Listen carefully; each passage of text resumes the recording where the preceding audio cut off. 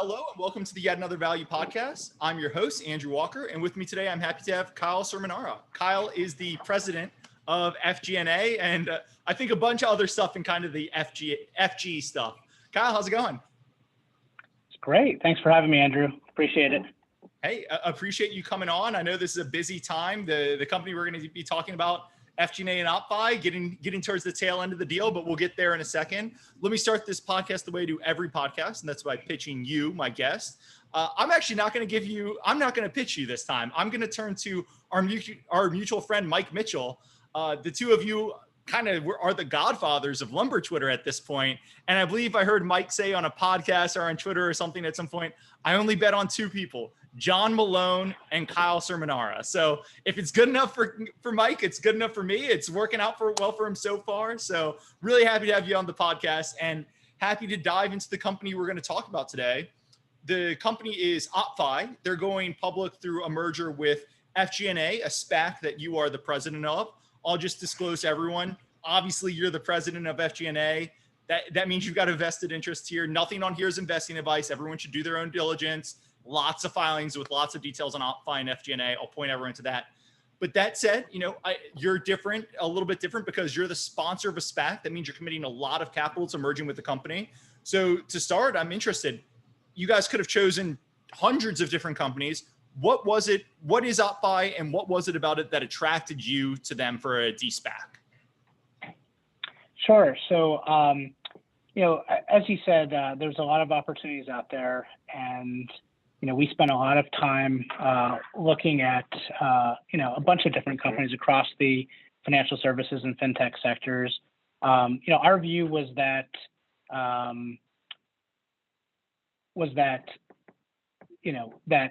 we wanted to have a large addressable market. We wanted to have something that was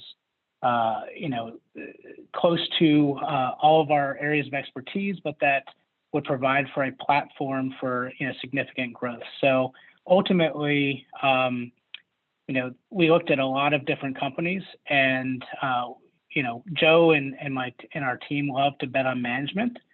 We found the management team of OppFi to be led by Jared Kaplan to be unique and different. And as we started to look at it, we didn't get into this with the idea that doing high APR loans was exactly the business that we were interested in. And I think that as we approached the investment, OppFi was originally called OppLoans. That was their initial product. And, we went to them with the idea that we'd really like to expand this to more of a platform play. Like this, in order for us to be really interested in investing and spending our time and really committing our SPAC effort to this company, we wanted them to be, focused on this. As we did our diligence on the company, they had already made plans to transform into OppFi. We had independently come up with the name OppFi. They had come up with the name OppFi separately from us. And if you go back in their board minutes, a year earlier, they were already planning to sort of diversify from just a pure consumer lending business into consumer lending, saving, and investing. Right. So we really thought that there's a huge opportunity, an untapped need here in the lending side, and that our skill set. My partner Joe Moglia was the chairman and CEO of TD Ameritrade for 19 years. We felt that we could bring a lot to the table to help them grow beyond that.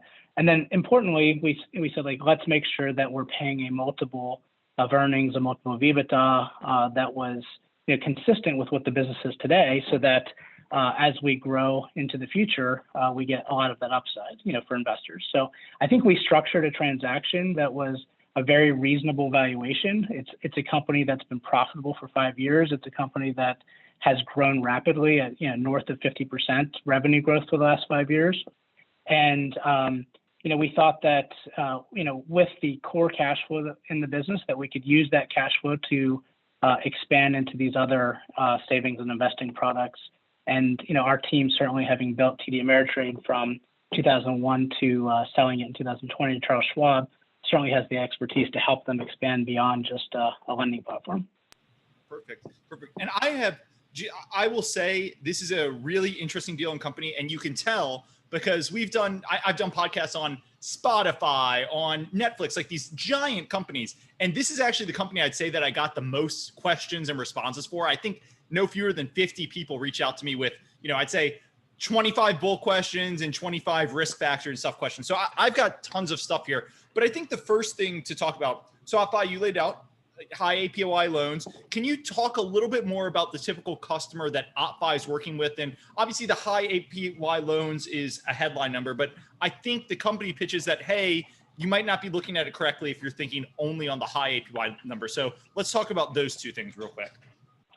Yeah, so I think that there might be a misperception around like what the typical customer is for OppFi. I think that, when we first started looking at the company, we said, oh, this is aggressive lending, or this is lending to lower income people. It's actually not, lending to lower income people. It's lending to what OppFi calls the everyday consumer. The everyday consumer being, average household income in the $50,000-$60,000 range. Many of their borrowers have six-figure income, right? So it's not necessarily a low income borrower. It's a borrower that has, for whatever reason, been locked out of access to the banking system, whether that's they missed payments on previous loans or something happened in their past, but they now need access to credit and they don't have it. And that's a very high percentage of Americans. I was actually, a very high percentage of consumers in the U.S. do not have access to credit, and I was surprised by the statistics. Many Americans are living paycheck to paycheck. Many Americans are in a situation where they have less than $1,000 of savings, and many Americans, quite frankly, don't have an option for lending. There are, worse options, higher APR options. I think you may have gotten some questions about some of those types of lenders that have a physical retail presence. They're the types of lenders that you might see, in different neighborhoods that someone goes in for a loan.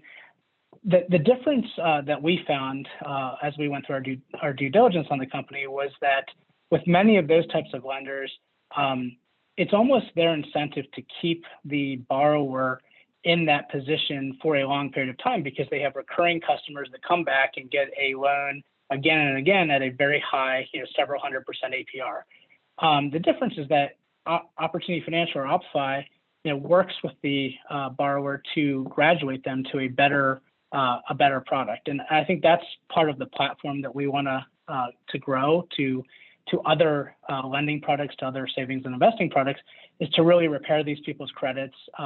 After taking out an Opp loan, being in a position to graduate to an OppFi credit card, which the company's announced that they're rolling out over the next few weeks, and being in a position to take out other types of lending products, perhaps participate in a mortgage for their first purchase, or helping them work towards savings and investing. And if you look at for example, SoFi, I spent a lot of time looking at the history of SoFi and how they got to where they are. And through 2015, SoFi was a pure student lender. The only thing, the origins of SoFi was that it started out as a company that made student loans and made them more accessible to students. And through 2015, they started to develop they took in a lot of venture capital money and started expanding into other things. They in 2015, they first made some consumer loans, and beyond that went into mortgages. And then over the years have become what SoFi has become today.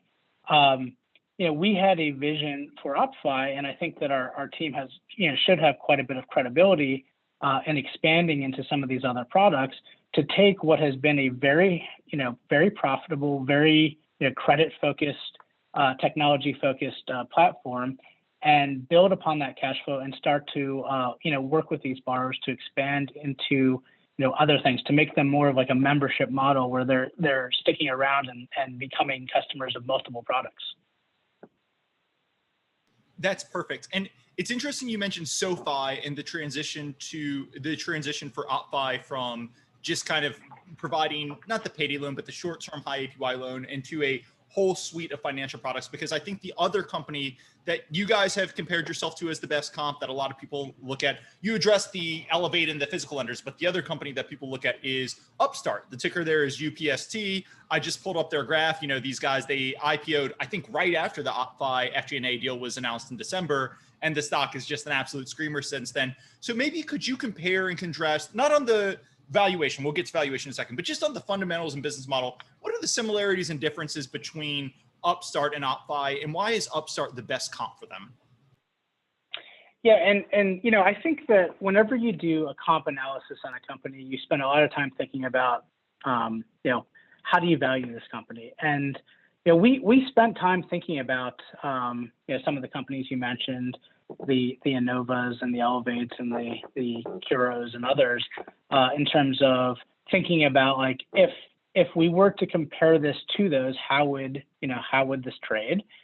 You know, those companies have, you know, a very different business model than OppFi, but there's some similarities too. So we had to take that into consideration. It's not like their business model is completely different. They do have some similarities. They do, you know, some of the differences are that they have a retail presence.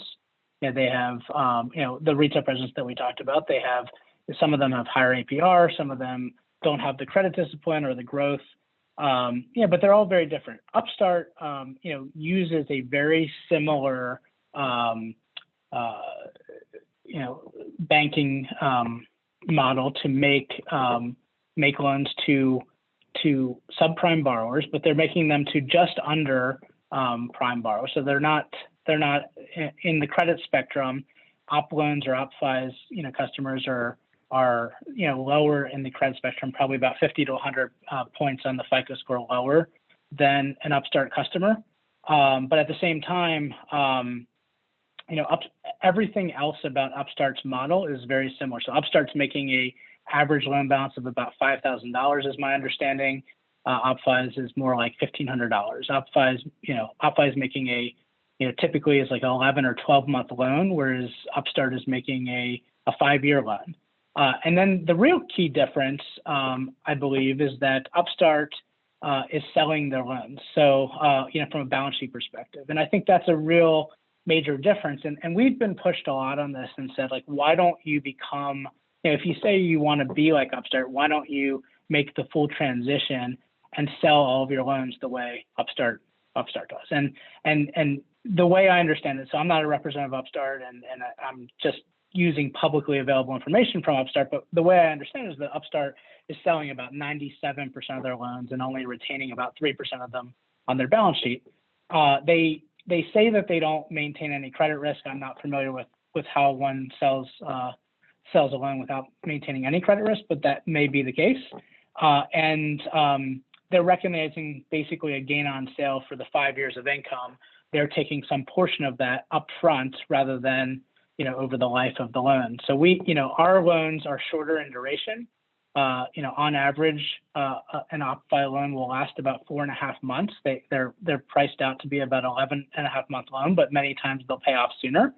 So if we were to do the same thing, we'd basically be selling these loans with, you know, that we know we're going to be paid on over a 4.5-month period, you know, in week 2 of the loan origination cycle, you know, for a instant gain on sale, theoretically to run a leaner balance sheet and to run a balance sheet that looked a lot more like Upstart. So, you know, the difference is that Upstart trades at much higher multiples, has exhibited, you know, better growth through, you know, through the COVID-19, you know, pandemic and some of the, you know, some of the stimulus that has been given out by, you know, by the government. So they've been able to grow through that better than OppFi has. You know, that the stimulus has certainly slowed down some of OppFi's growth. You know, and that's definitely, I think, a key difference. Another difference is that Upstart is now expanding into other ones. They recently made an acquisition to go into auto finance. I think we plan on doing many of the same things that Upstart's doing. But I think if you really spend some time on Upstart, you really get that technology is in their DNA. They're former Google guys. You know, I have not spent time underwriting their algorithm, but I've spent a lot of time on OppFi's algorithm, and I have great confidence in their algorithm. At the same time, I'm sure that Upstart has a very successful algorithm. They are using that as a mechanism for which to grow in consumer loans, in auto loans, and in other lending products, very singularly focused on lending products. Whereas I think over time, OppFi will expand into other things that are not lending products, such as savings products or investing products. And I think that over time, the comp set will over time evolve for OppFi to look to include SoFi. But saying that we are very similar to SoFi today, I didn't think was very credible. And maybe saying that we're very similar to Upstart today isn't credible. So I think that's something that we should at least hash out. But somewhere in between where Upstart trades and where the some of the other names that you mentioned trade, I think was the right mix. And I think we tried to have the acquisition priced at the very low end. Certainly not anywhere close to where Upstart is. So our view was that we're getting a lot of the upside potential of an Upstart, or perhaps an Affirm, or even a Katapult, which is more subprime leasing, point of sale leasing. That we were getting upside to their valuation, upside to Affirm's valuation, which is not subprime. Affirm is more super prime leasing, and upside to Upstart's valuation. But we were positioning in it as like, look, we're currently trading at a consumer finance like multiple, and if we get a fintech multiple over time, there's significant upside to the company. Perfect. And you mentioned Affirm and Katapult, and I'm somewhat familiar with them as well. So I just wanted to ask, obviously they're online. As you mentioned, Katapult is mainly lending to subprime, but those are, point of sale, buy now, pay later companies. Why? I got some questions on this. I was a little curious too. Why are those guys a good part of your comp set? So we actually looked at that sector as a potential area that we may want to go into. And quite frankly, it's an area that OppFi could eventually expand into as well. But when you're ultimately making a loan or a lease to someone in this subsegment, they're making a decision that they need money, right? So they either need money to go to the doctor or fix their car or to buy something online. And ultimately, money is fungible. And if they're buying a refrigerator online and they're making the decision to borrow money to buy it or to lease it, point of sale, the point of sale leasing, it's really a financing alternative, lease versus buy. And, I felt that, Katapult is very focused on point of sale leasing. They actually have a partnership, I believe, with a firm where if a firm denies you on a leasing application, you then get referred to Katapult. And I think it's like a joint application process in partnership with them. But ultimately, it felt like a very singular focus. And I think that they're very good at what they do, from what I can tell. I think they've got a great management team. And I think Katapult, I have nothing but good things to say about Katapult and Affirm. But at the same time, we felt that we would like to do other things besides just point of sale leasing. There's no reason why OppFi can't get into point of sale leasing, but there's also no reason why we can't expand into many other products and make them all very profitable. Yeah. And on Katapult, you're exactly right. A lot of their business is kind of, I call them the Affirm rejects. And I know some people who are very bullish on Katapult, and I've always looked at that and wondered, well, if they're just taking the Affirm rejects, isn't there a huge risk? It's not all their business, but it's a lot. Isn't there a huge risk that eventually Affirm just decides, hey, we'll just underwrite them as ourselves? But that's neither here nor there.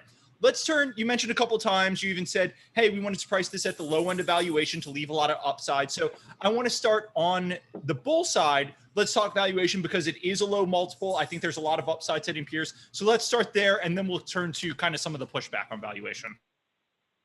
Absolutely. Yeah. So, when we looked at it, we said, all right, is this a fintech company or a consumer finance company? I think many people will have the same questions. I think ultimately the way they derive their loans through technology.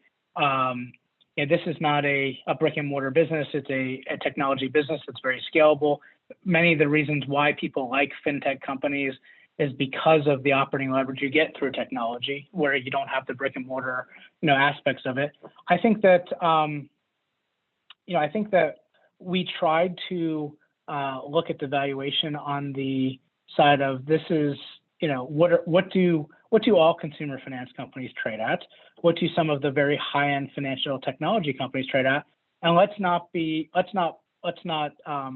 set the acquisition price at a value that makes you concerned about the downside dramatically, because we have at 5 times EBITDA, you're really not paying that much of a different price than some of the other names that you mentioned. If you look at their balance sheets, many of the other ones have significantly more debt on their balance sheets, which you need to include in the EV to EBITDA multiple, obviously. PE ratio. We've thought a lot about how much earnings one could get if they expanded the balance sheet dramatically, and that the fact that OppFi currently has a fairly unlevered balance sheet relative to some of the lower end peers that you mentioned, I think shows that it should trade at a higher PE multiple, because it just, all of that growth is ahead, right? So they basically have 5 years of growth ahead that is not currently reflected on their in their leverage ratios. They could expand dramatically just by levering their balance sheet the way some of the other peers that you mentioned did, and their earnings would go up dramatically, and therefore assuming that they underwrote their loans appropriately. At the other side, some of these other companies are priced off of multiples of revenue. They're really trading at very high multiples. So if you look at we looked at if OppFi traded at a similar multiple to some of these other peers, it's not hard to get to price targets in the $30, $40, $50 price range, or even higher. Those are assuming that they traded a fraction of the multiple of EV to EBITDA, or a fraction of the PE ratio, or a fraction of the the peer group multiples of revenue. Now, there's obviously going to be arguments about how each of those companies derive their revenue and how they derive their earnings, and I totally appreciate that. But all I'm saying is that we price that accordingly. Perfect. And that brings me perfectly into the next point, right? So you guys are getting this at a low valuation. And I think the first question would be, why is OppFi and the selling party selling here? Because, this is a company, if I'm remembering correctly, they've only taken in 15 million of equity since they were founded in 2012. They did 50 million in net income, or kind of the equivalent for after you adjust for taxes and everything for them, because they were a private company. I don't think they were paying some taxes. They did 50 million of earnings in 2019 and 2020, right? So this is a business, 15 million in, and they're doing 50 million per year. They didn't need the equity, right? And they're taking a lot of cash. They're rolling over 60%. They're going to own over 60% of the company, but they're taking a lot of cash out here. So I think a lot of people are looking at it saying they don't need cash, and they're getting a big cash out. Kind of, why did they agree to do this deal at a really low multiple? Yeah, and I think that those are great questions. And I was most convinced when I spent some time with the family behind it, the Schwartz family, who at this point owns close to 100% of the company, and post this transaction will own 60 to 70% of the company, depending on whether the earnout kicks in or not. But ultimately, they are reducing their stake. In order for a company to go public that's 100% owned by one party, someone needs to sell shares, whether that's the company selling shares or the founding family selling shares. Someone needed to sell shares here, in order for the public to own shares. I was very convinced in spending time with the Schwartz family that they were doing this for the right reasons. One being that they want to see this company be a much more successful and larger company. It's already been tremendously successful since they founded it in 2013 and have grown it since then. And like you said, they put in about less than $15 million of capital, and are getting extraordinary returns on their capital.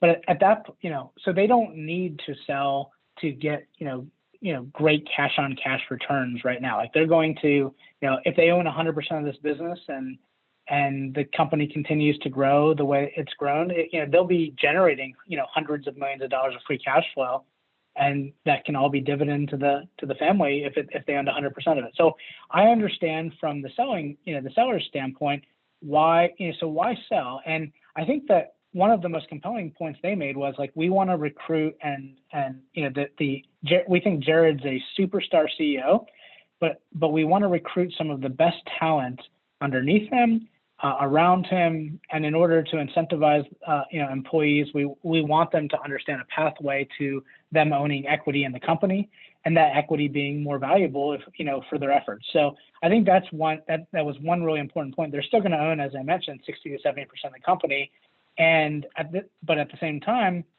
they're going to be in a position to incentivize and bring in some really key talent to build some of these other areas of the business, whether that's on the investing side, on the savings side, to really incentivize people with significant stock ownership in the company. So I think that's an important point.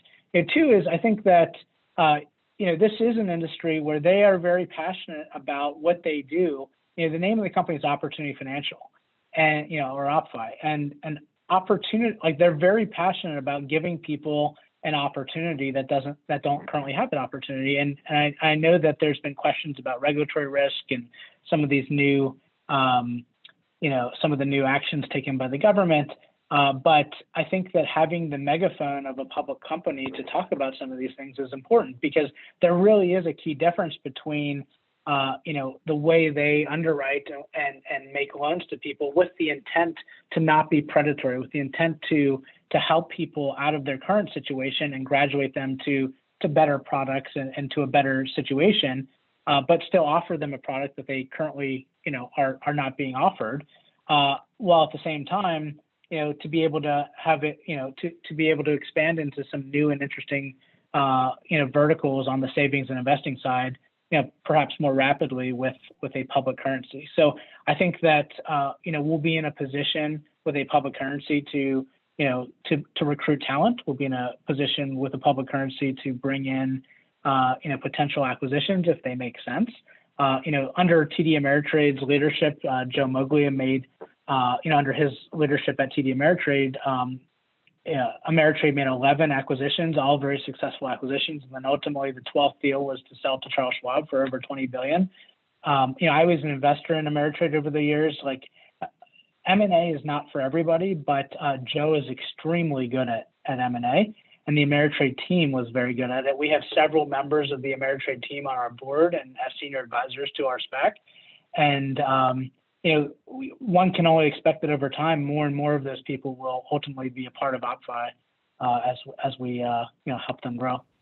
Perfect. And I want to come back to that management team and the Joe and Jared link in a section, but you said something in there that struck me as kind of interesting. You said they want to be public to have the microphone, to have a bigger microphone for when they're kind of talking about these regulatory concerns and shaping policy and that type of stuff. And that struck me as interesting. I get it. And I've heard something similar before, but what about being a public company gives them a bigger microphone than being a private company? Is it easier for them to get on Bloomberg, or is it a little more respected when you call someone up and say, hey, I'm the CEO of OppFi, it's trading publicly, than I'm the CEO of OppFi, it's a $500 million company that's private?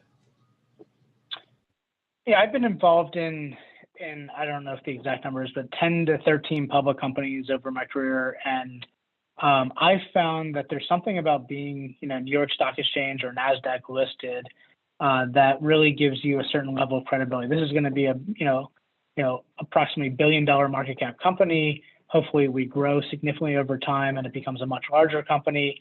There'll be, Wall Street research coverage. We already have, DA Davidson and Northland have already picked up coverage. There'll be other Wall Street, firms, my guess is, that pick up coverage over time. I don't know which ones those will be, but I would imagine that as a public company, we will attract research coverage. There will be, more people talking about the company, the opportunity. It doesn't make sense for a private company to go on CNBC or Bloomberg and talk about their company, when there is nothing to talk about if they're not publicly traded. Like, the venue available to a public company is very different than the venue available to a private company. And I think just getting out and talking about some of the issues that are important to this company is going to be very real as a public company. So that was one of the things that was important to them, and I think it's going to be, valuable to talk about these issues. Perfect. All right. Let's move into some, again, I got a lot of feedback from people that said, I like the valuation. I like that they struck the deal right before Upstart went public, and Upstart went up 5x. So and this is kind of still at the same price. So I think there's a lot, but a lot of people were hesitant on a couple of spaces. So let me address a couple of those. I think the first and most common I did, there was a pretty negative story about Fundamental Global that came out last year. A lot of people Googled and said, hey, what's the deal with this? So I just want to toss it over you. How would you respond to people who are kind of looking at that? So, I've never really been in the spotlight. Like, I've always kind of played low key with my career. I started my career at T. Rowe Price, and then I went to work for Steve Cohen after that.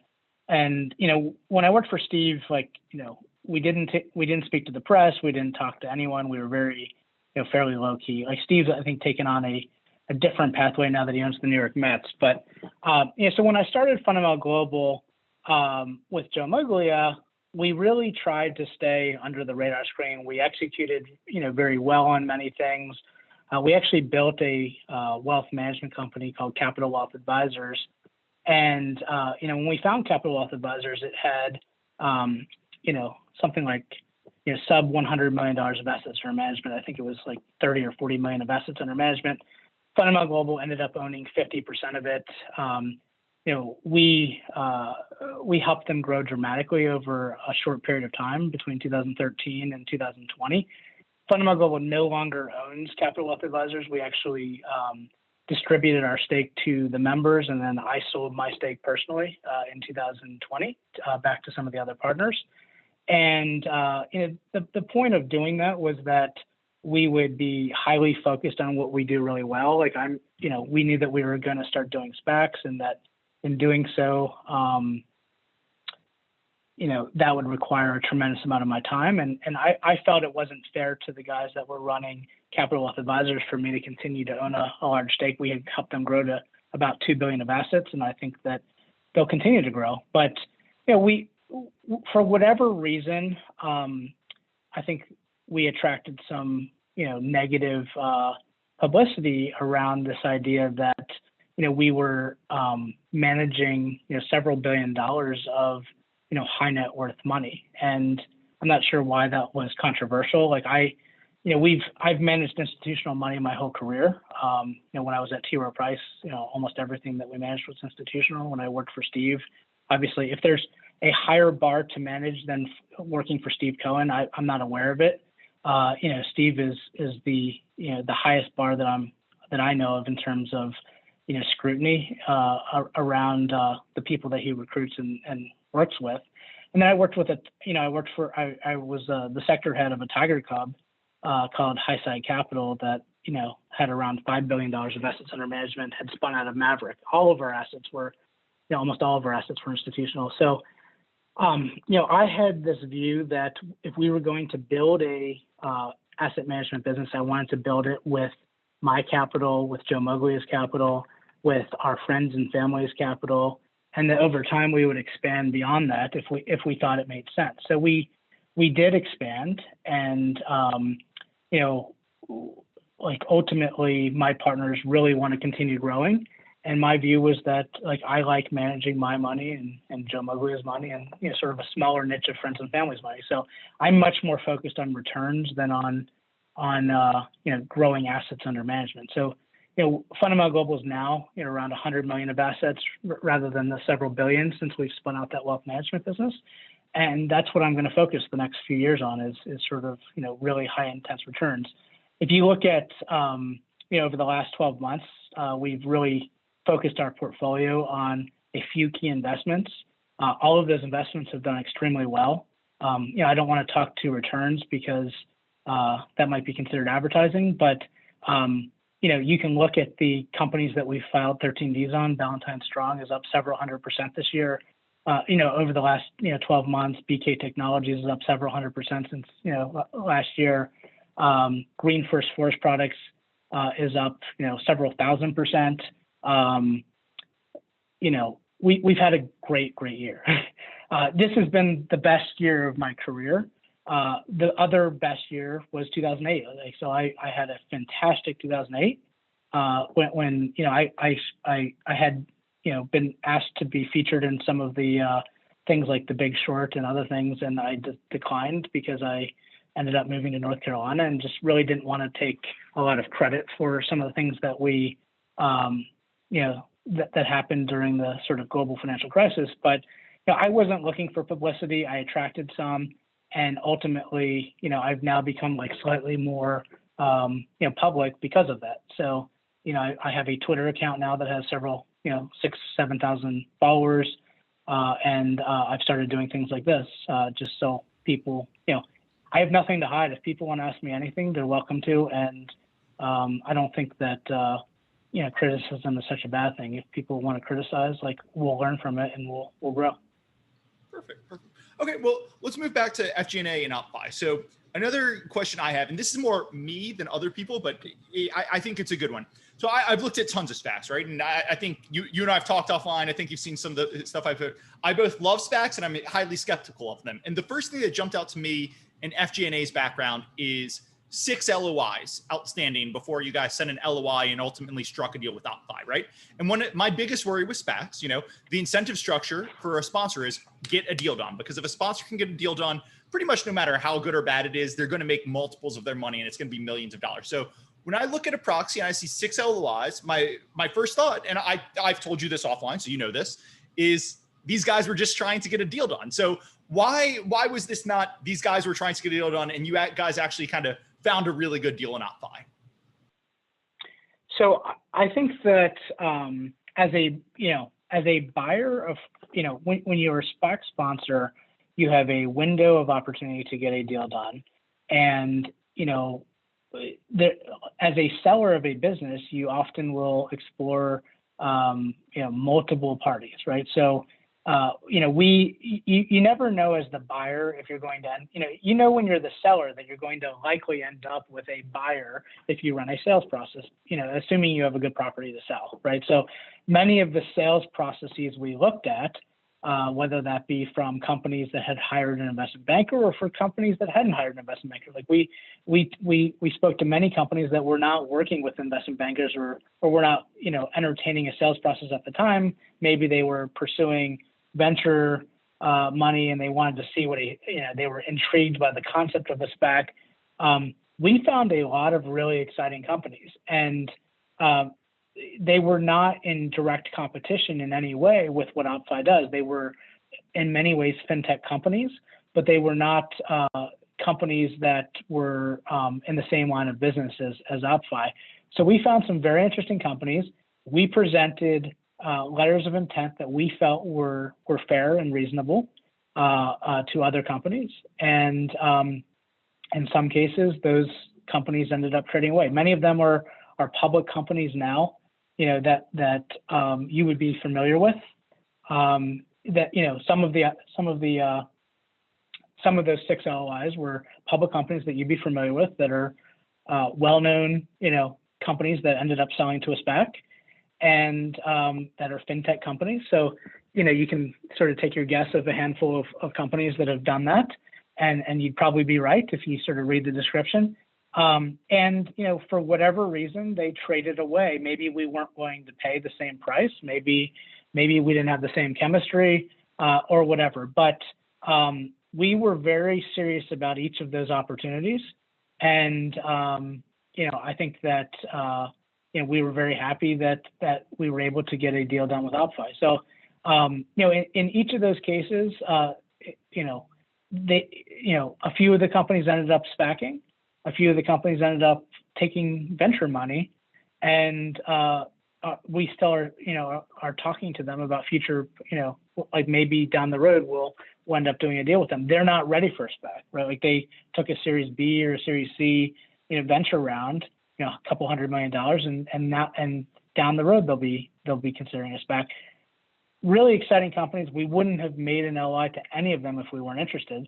But OppFi was the right place, right time, right valuation, right management team, stars aligned, and it was the right deal for us. So that's why we moved forward with it. One thing I have heard, and I believe you guys have publicly said, so I can say it, you're probably going to launch a couple more SPACs. I mean, FGF has a SPAC incubator at this point, so I don't think this is unknown news. But one thing I have heard from a lot of serial SPAC sponsors, and this ranges from small sponsors to go read the Pershing Square transcripts and look at what Bill Ackman is saying, is they say, hey, we looked at a lot of companies, and for one reason or another, we couldn't get a deal done with them in this first SPAC. Maybe we had too much money, maybe we didn't have enough money, maybe we just weren't getting the right bids, they weren't ready to go public, whatever. But we feel really good that we struck some relationships with some really cool companies, and that's going to be a real help to us in the second SPAC. So nothing really to add on there. Let me turn to, I said earlier that you guys struck the deal with OppFi in December, and I was kind of off there. Your proxy reveals you struck the LOI in December, and then you announced the deal in February. That's when you kind of dot the I, sign the T's, everything. And that is interesting because you strike the LOI, then Upstart goes public, stock goes parabolic after the IPO. You and I have talked about earlier in this podcast how Upstart probably the best comp. They go parabolic, and then you guys announced the deal in February. And what's really interesting to me there is the valuation hasn't changed from December to February. So how does, on both sides, how does that negotiation look when your best comp is kind of going parabolic and you guys manage to keep that same valuation?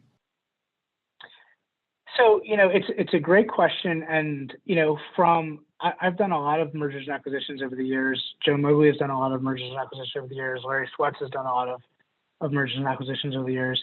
And one of the things you learn from doing M&A is that I read a lot of this on Twitter. Like, people seem to think that like companies can just wake up and snap their fingers and then all of a sudden a deal's done. Like, M&A is extremely... They think M&A is just like buying a stock, right? Like, you wake up today, I want a little more, I want a little less. It turns out $100 million transaction. So complex. M&A is so complex, and I think people really underestimate how complex mergers and acquisitions are. An LOI is just that. It's a letter of intent, right? There's distance between a letter of intent and signing a definitive agreement. Like, so many letters of intent never go to definitive. And I think that's important because when we signed the LOI in December, that was our intent, was to do that deal at that valuation. And that was the Schwartz's and OppFi's, intent was to sell to us.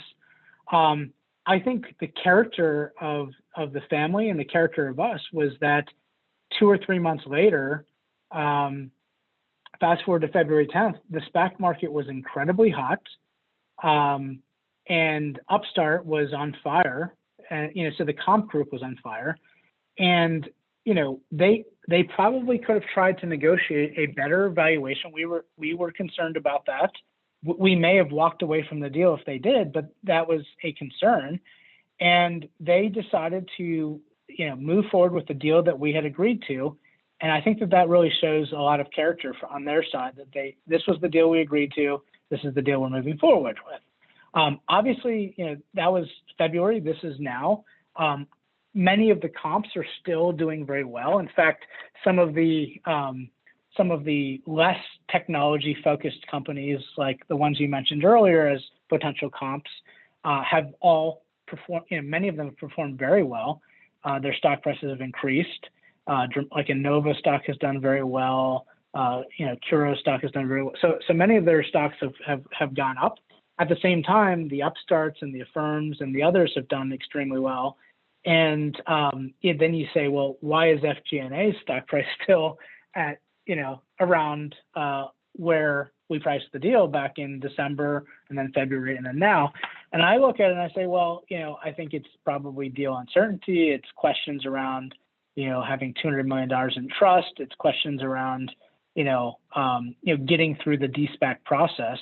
And, I spoke to the Upstart underwriters, extensively around the Upstart IPO process. And I was actually surprised to find out, how cool the Upstart IPO was initially, meaning that I think it didn't price at the high end of the range or even above the range. It wasn't like massively oversubscribed. I think it actually priced maybe at the lower end of the range and was sort of, a much better performing stock than one would think based on how if you were looking at the supply demand of the IPO, from what I understand from the underwriters, I certainly wasn't one of the underwriters, but that's just my understanding in speaking to the underwriters, is that they wouldn't have guessed that it would be so strong so fast based on how they priced the IPO. Yeah, Upstart's a different animal, different beast, obviously, but Upstart IPO versus a SPAC. But I have noticed, and I've written about this, you and I have talked about this, a lot of SPACs, it does seem once they kind of get to trust value or a little bit under, they almost get I don't know why, but they almost get pinned there. And then once the deal happens, like it does make some sense to me. You'll see a SPAC close, and a lot of times the stock will drop because it was just a bad SPAC. I've seen that happen before. You know, the sponsors will call everyone up and be, please don't redeem, do it as a personal favor. And the stock's at 6 and you're like, oh gosh, but I've seen a lot of SPACs where the SPAC deal goes through, the ticker changes, and the next day the stock's up 20, 30, 40%. You know, you saw it with Skin, a couple others. And I don't know what's driving it, why somebody looks and says, hey, one day before the SPAC deal closes, I don't want to buy this at 10. 2 days after, the stock's at 13, but now I'm really eager to buy it. I'm not sure, but something happens. Let me turn to the two other big risks here, and those are regulatory risks, right? And we got a lot of questions. And I think the first and most obvious one is Congress just enacted, Biden just signed, I think last week, the basically banning rent-to-banks. And a lot of people were really curious because OppFi does partner with banks a lot for these loans. A lot of people were really curious on the rent-to-bank side, how that's going to impact OppFi. Yeah, and I think it's a great question. So if you look at the origin of the law that was just signed by Biden and by Congress, it really undid a law that was put into place late in the Trump administration. I think it was, I'm going off memory, I think it was like October of 2020, the true lender rule was put into place. I think that's what you're talking about, the true lender rule. So ultimately, go back to October 2020, that rule was put in, that law was put into place. And now, fast forward to June 2021 and, a very, a Biden administration, undoes what the Trump administration did. And, this is happening across multiple things, not just in, true lending. It's happening across many of the laws that Trump put into place right before he left the White House. But focusing on this one, because it's the relevant one to OppFi, I think that OppFi certainly had a wonderful and fantastic business before October 2020, and post October 2020, the business didn't change, right? So putting the law in place didn't really have any impact, and undoing the law won't have any impact. From everything that I can tell, through our diligence, this should have no impact on the company. If it did, we would, we would be very concerned about it. But we certainly have spent a lot of time on this issue, and ultimately, OppFi is not actually the lender in this situation. It's the bank that's making the loan. OppFi owns an economic interest in each of those loans. And the way the deal is structured is that the federal bank has the right to make those loans across all 50 states, and that's exactly what they're doing. Perfect. Let's turn. Go ahead. And if you think about that, it really makes you understand. It's also a key difference between OppFi's model and some of the other models you talked about, like where they're actually a fintech business, being compensated through an economic interest in the lending structure. If for some reason that would change, there's no reason why you couldn't change the servicing fee or you couldn't change something else. Ultimately, they're providing a service to these banks that is valuable, and the way they're being compensated now is appropriate. But ultimately, we've talked about, well, maybe we get a much higher multiple if we change the servicing structure. Or there's a lot of really interesting things to think about that aren't necessarily driven by the true lender rule, but just by, hey, like would the public markets perceive this differently if you restructure things into a fee or into other things? So there are other ways to skin the cat, and I think that we'll evaluate all those as time goes on. That's perfect. Let's turn to the other, and I think there's two different places to touch on this here. First, lots of questions. The charge-off rate here, about 30% of loans are charged off. I think lots of questions on the accounting as you guys go as OppFi goes from a private company to a public company. I think they have to shift. So I'll just let you talk about, people see 30% charge-off rate and they say, oh my God, that's insane. And I'll let you talk about that and the accounting, and then I'll have a couple follow-ups on that. So when I see 30% charge-off rates, I say, well, clearly with a 30% charge-off rate, we need to price this loan appropriately, right? So in order to have a the idea of trying to cap interest rates at 36% across the nation should be a non-starter, because you're basically saying, let's just not make any loans to anyone, right? Because to any of these borrowers, they don't deserve a loan. The statistics are the statistics on the charge-offs, and I think that OppFi is pricing these loans appropriately. They're not pricing them at 400% APRs. They're pricing them between 50 and 160%, or whatever the numbers we use in our presentation are. But on average, it's slightly above 100% APR, and it's very profitable at a 30% charge-off rate. There's other expenses that you need to factor in besides the charge-off rate, but that's one of the key ones. Perfect. And I think your mention of the APR comes great to maybe my final question, then I'll turn it over to you for last thoughts.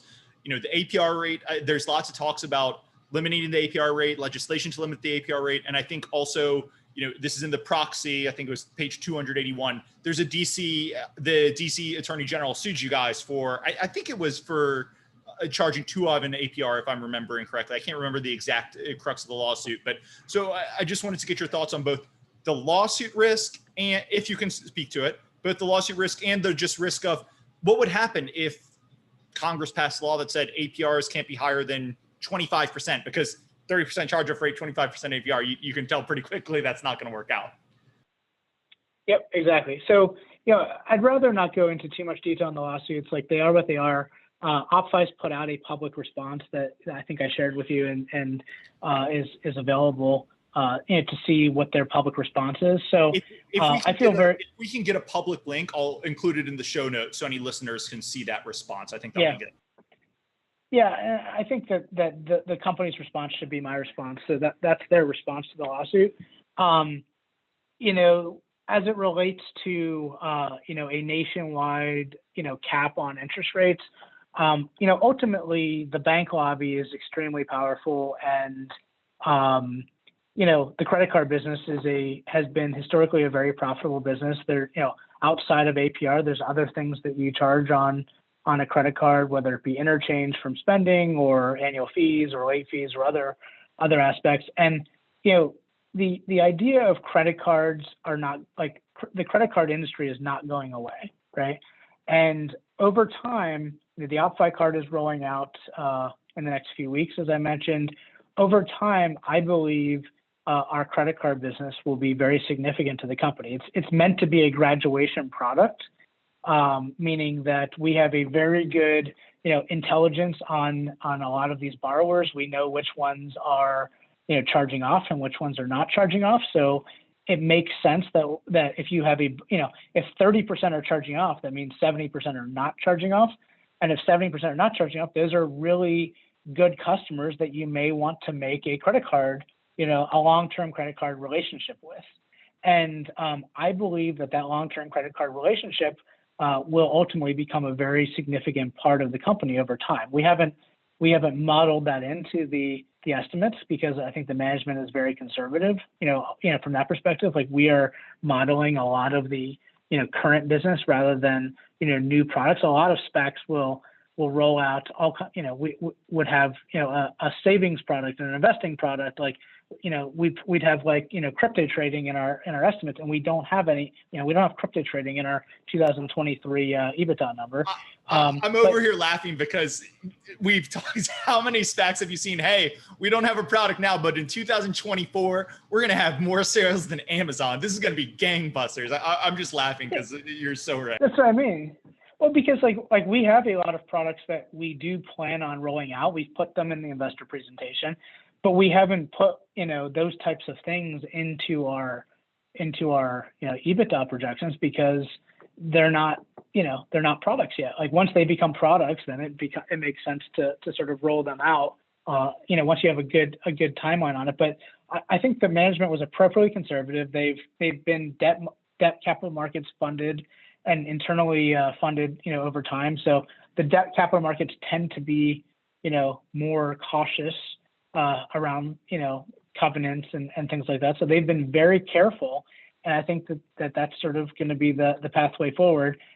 My hope is that we sort of we perform well over time and hopefully outperform, some of those expectations over time. And if we do that, we will sort of command the respect of the public capital markets and get a much higher multiple over time. So. Perfect. If you've got time, I've got 2 more questions, and then I want to give it over to you for closing thoughts before we wrap this up. I've got as much time as you want. Fantastic. We're going to go 4 hours here, guys. But no, first question, this is another one. This is a deal coming without a pipe, and the SPAC market has obviously evolved a ton over the past month, right? You guys announced this deal in February. That was right at the height of SPAC mania. I mean, you had pre-deal SPACs that were trading for $14 or $15 per share, which, that was a 50% premium to trust, which is insane. But I'm sure you guys did have the option to do a pipe in that market. You chose not to. I don't know, maybe you're regretting now, maybe you're happy with it, but could you just talk about why no pipe in this deal and why you felt comfortable with that? Yeah, so if you go back to the conversation we had about, the LOI in December, the comp group, really trading favorably in February when we announced the deal, there's no doubt that that we did, announce the transaction and start the process of doing a pipe.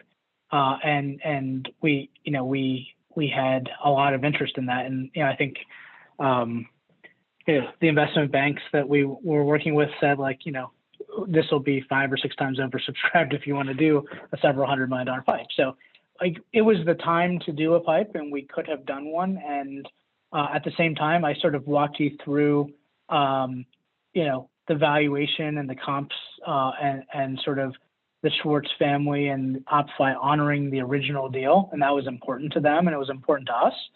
And honoring the original deal was important to them.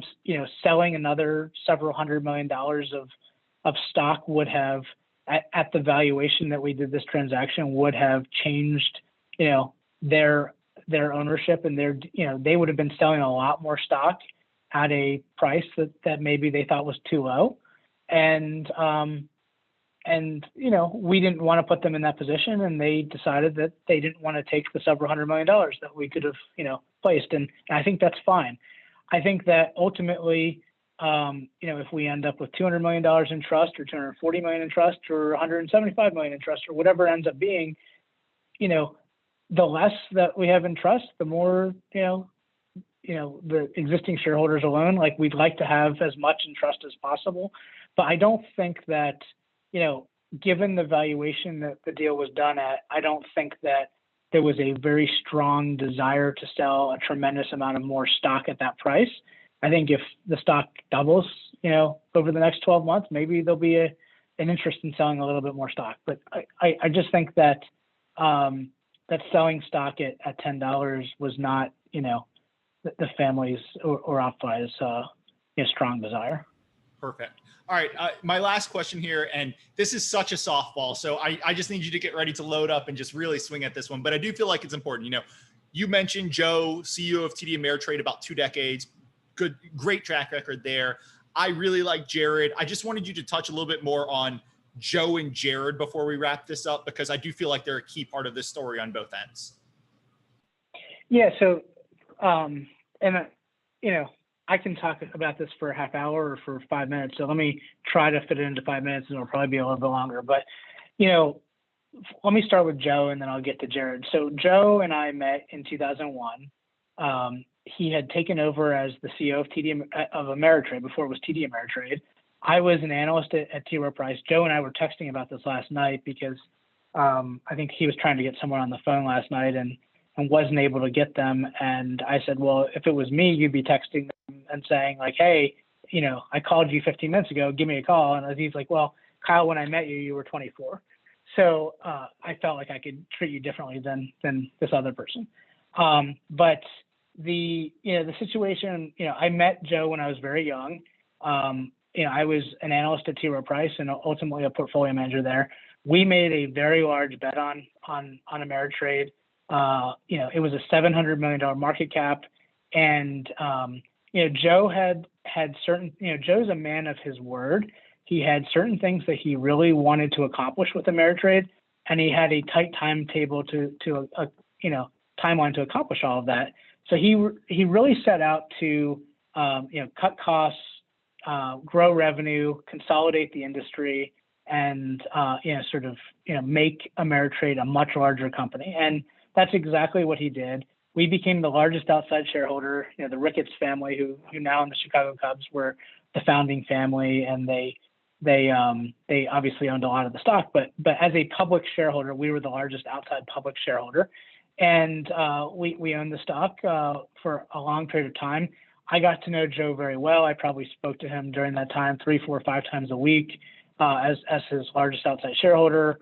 And fast forward to some of the deals that he did. He executed flawlessly on an acquisition of a company called Daytech back in 2002.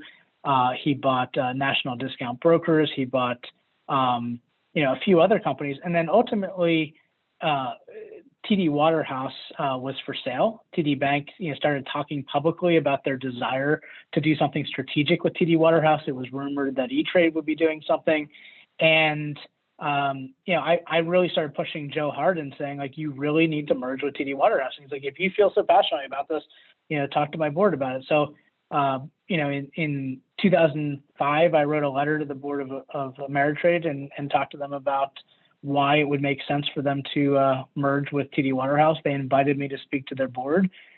In February, I think it was like Thursday, February 10th, 2005, I spoke to their board and told them why I thought it made a lot of sense to merge. And that deal was done, it was a historic merger, sort of second to the Charles Schwab merger in the financial services industry, but it was a historic merger for the company. It really diversified them. It took away a lot of the, any bear case of like, well, what happens if commissions go to zero?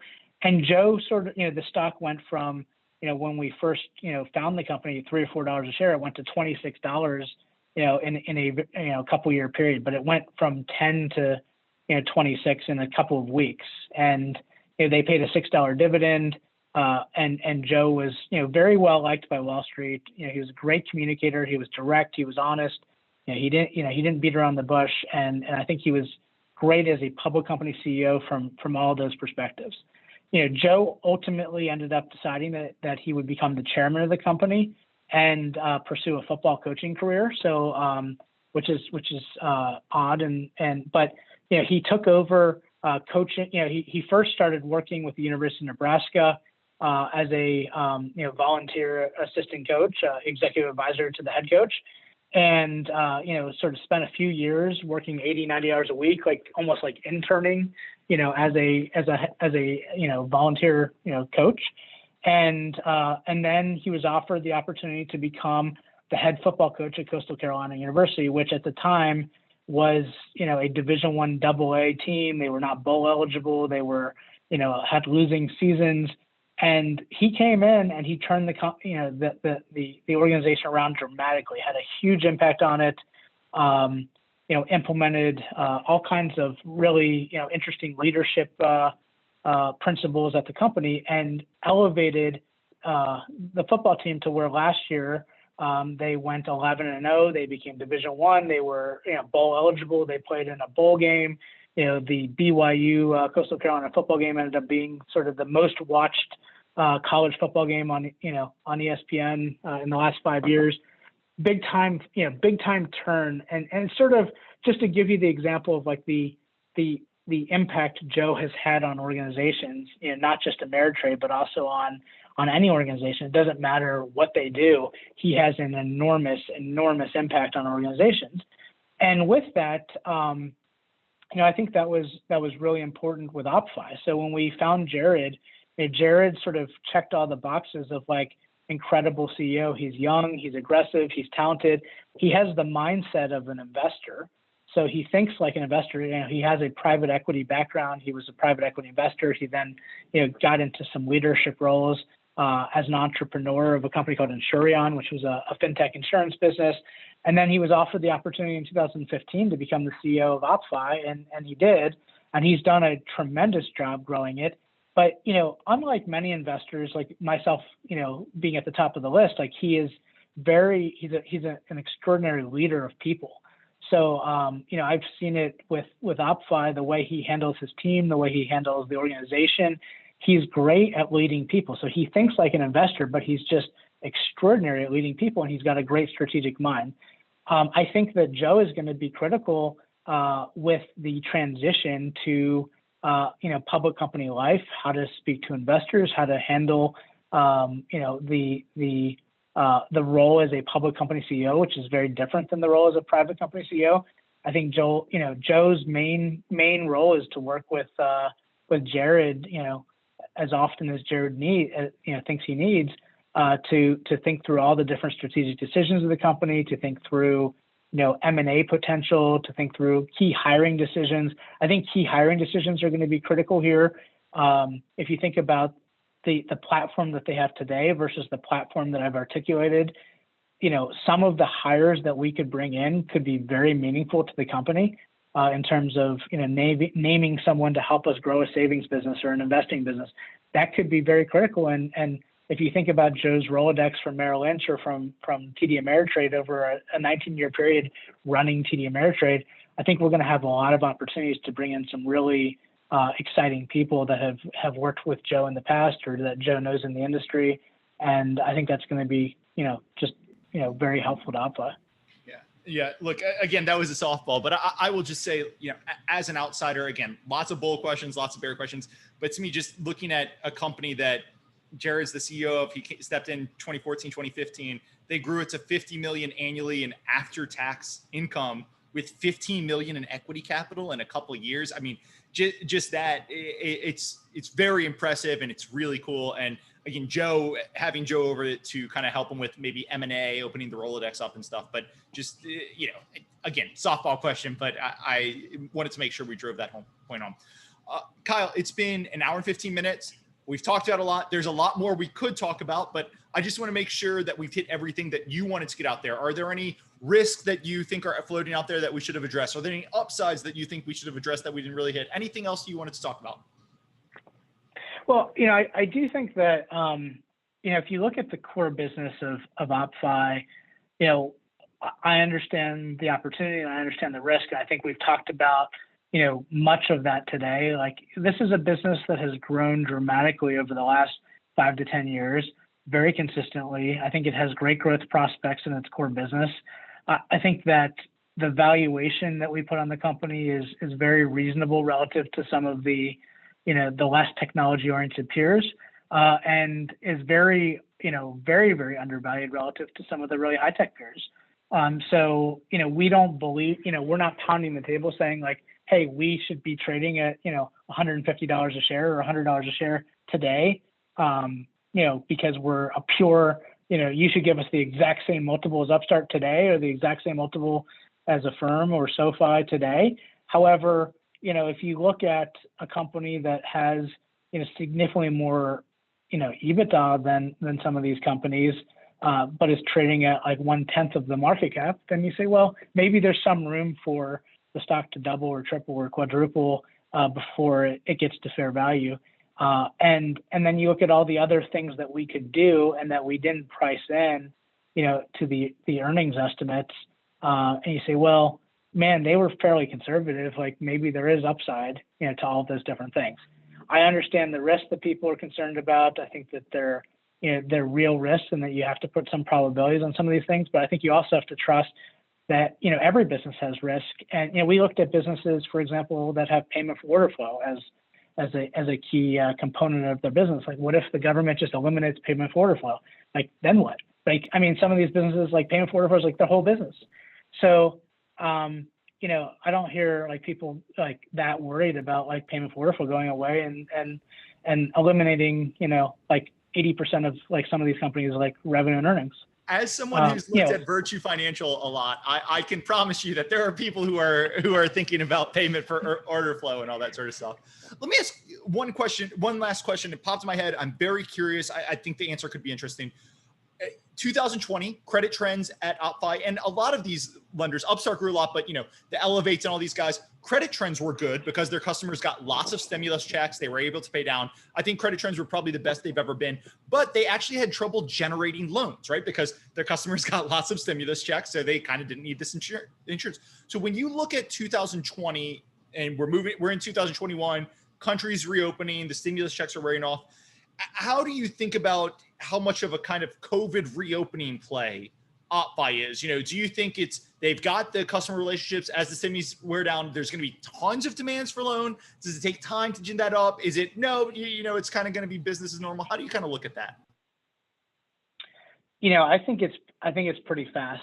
So I think that there's no doubt that these stimulus checks have had some impact on loan demand and significant impact. But I do think that as we exit, I traveled this weekend and, the world is back. Like airports are packed, people are eating out. I mean, it is back to the way it was. And, as these stimulus checks sort of come to an end over the next few months, I think there's going to be, a desire to spend, but there's going to be a need for, some way to get the access to that money to do so. Perfect. Well, Kyle, this has been super interesting. FGNA, deSPACing, I think next week, is it July 14th is the deSpac date, or that's the date of the shareholder meeting, if I'm remembering correctly? 14th, 15th, 16th. Yeah, I don't have it in front of me, but yeah. Something around there. Sometime. So Yep. FGNA, deSPACing next week. We should have OppFi trading by the end of the month. So anyone who's interested, you've got now to go research them as a SPAC. It'll be OppFi in a couple weeks, but I'm looking forward to this switching from SPAC to normal company. I'm looking forward to following the company going forward. Looking forward to talking to you about FGNB, FGNC, all the Adelphi or whatever the other SPACs are. So just looking forward to having you back on in the future and appreciate you coming on. Hey man, you have so much energy. I really appreciate you having me on. This has been great, and have been watching your other shows, and it's been great to see. So thanks for having me on. Appreciate it, Kyle. We'll talk soon. Yeah. All right, talk to you soon. Bye.